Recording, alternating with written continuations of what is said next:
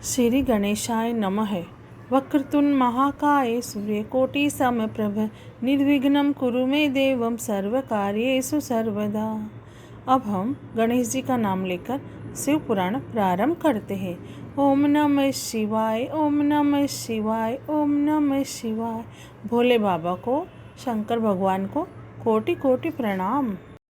अब हम शिव पुराण में श्री रुद्र संहिता के प्रथम खंड में छठा अध्याय प्रारंभ करेंगे। ब्रह्मा जी द्वारा शिव तत्व का वर्णन। ब्रह्मा जी ने कहा, हे नारद, तुम सदैव जगत के उपकार में लगे रहते हो। तुमने जगत के लोगों के हित के लिए बहुत उत्तम बात पूछी है, जिसके सुनने से मनुष्य के सब जन्मों के पापों का नाश हो जाता है। उस परम ब्रह्म शिव तत्व का वर्णन मैं तुम्हारे लिए कर रहा हूँ। शिव तत्व का स्वरूप बहुत सुंदर और अद्भुत है। जिस समय महाप्रलय आई थी और पूरा संसार नष्ट हो गया था तथा चारों ओर सिर्फ अंधकार ही अंधकार था, आकाश व ब्रह्मांड तारों व ग्रहों से रहित होकर अंधकार में डूब गए थे। सूर्य और चंद्रमा दिखाई देने बंद हो गए थे। सभी ग्रहों और नक्षत्रों का कहीं पता नहीं चल रहा था। दिन रात अग्नि जल कुछ भी नहीं था। प्रधान आकाश और अन्य तेज भी शून्य हो गए थे। शब्द, स्पर्श, गंध, रूप, रस का अभाव हो गया था। सत्य असत्य सब कुछ खत्म हो गया था। तब सिर्फ सत्य ही बचा था। उस तत्व को मुनिजन एवं योगी अपने हृदय के भीतर ही देखते हैं। वाणी, नाम, रूप, रंग आदि की वहाँ तक पहुँच नहीं है। उस परम ब्रह्म के विषय में ज्ञान और अज्ञान से किए गए संबोधन के द्वारा कुछ समय बाद अर्थात सृष्टि का समय आने पर एक से अनेक होने के संकल्प का उदय हुआ। तब उन्होंने अपनी लीला से मूर्ति की रचना की।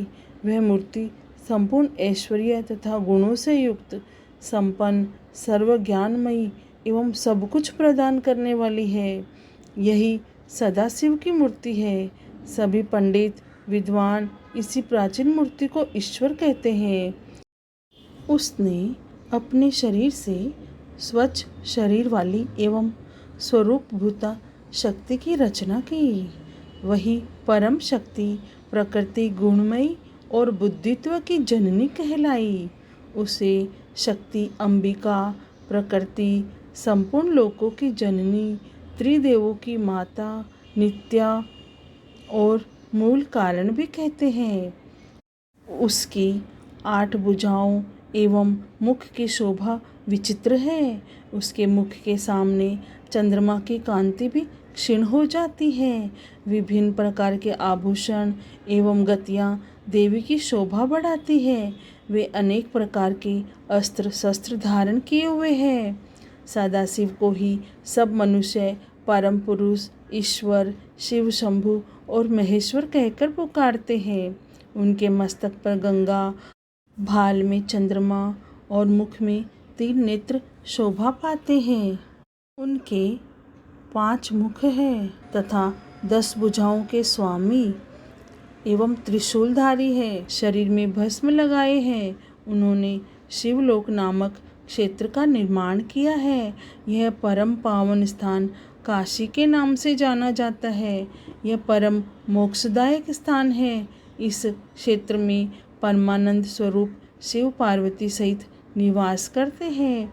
शिव और शिवा ने प्रलय काल में भी उस स्थान को नहीं छोड़ा, इसलिए शिव जी ने इसका नाम आनंदवन रखा है।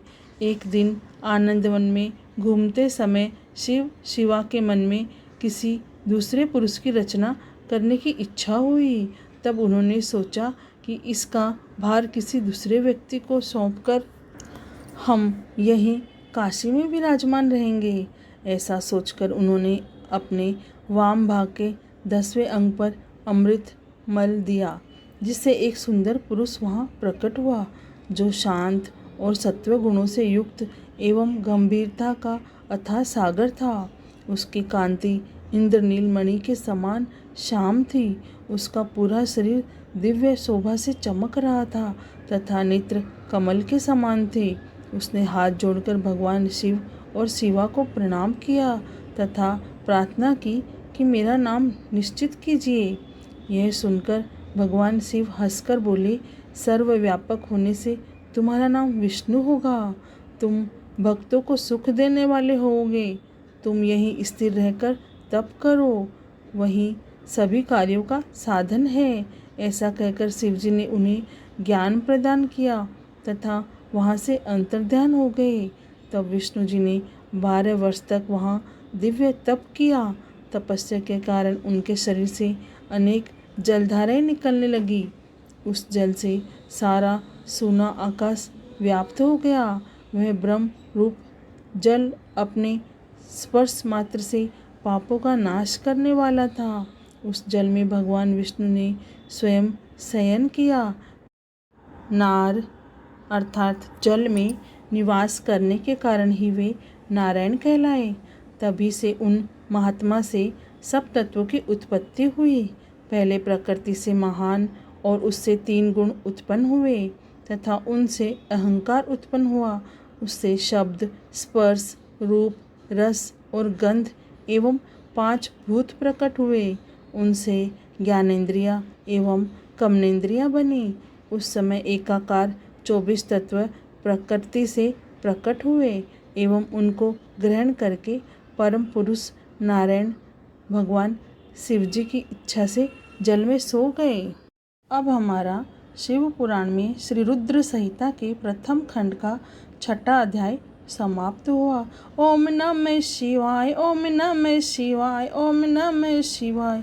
हे भोलेनाथ, हे शिव शंकर, आपको कोटि कोटि प्रणाम और कोटि कोटि धन्यवाद। जय भोलेनाथ।